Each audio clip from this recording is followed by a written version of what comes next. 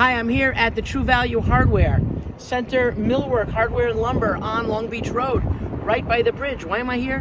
Because of this week's Parsha. And in this week's Parsha, Parsha's Kedoshim, one of the most beautiful Parshios that we have.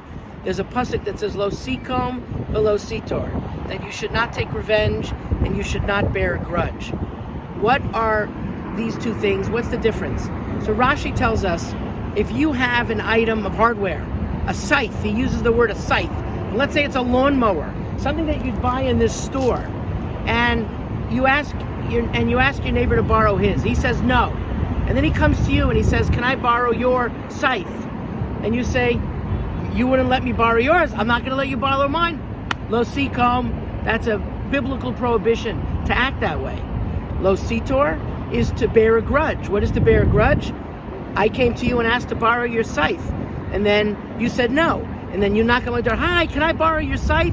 I said, I'll let you borrow it because I'm not like you. You wouldn't let me borrow it. That's lo sitor, that's bearing a grudge. The Torah says you can't do either of those. I've always maintained these are some of the hardest mitzvahs in the Torah to keep because human nature is to have a memory.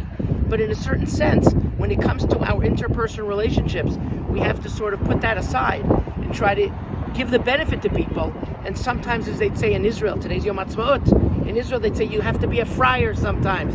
You have to be a little bit of a sucker. You have to be a little bit of taken advantage of. Yes, you would feel taken advantage of. He wouldn't let me borrow his scythe, but I'm going to let him borrow my scythe. And some of the rabbis say sometimes maybe the reason is that I'll eventually have one on him. Look, I took the high road. Taking the high road's important. And I think that's one of the mitzvos and one of the messages of Parshas Kedoshim. Kedoshim to you, take the high road. Good Shabbos.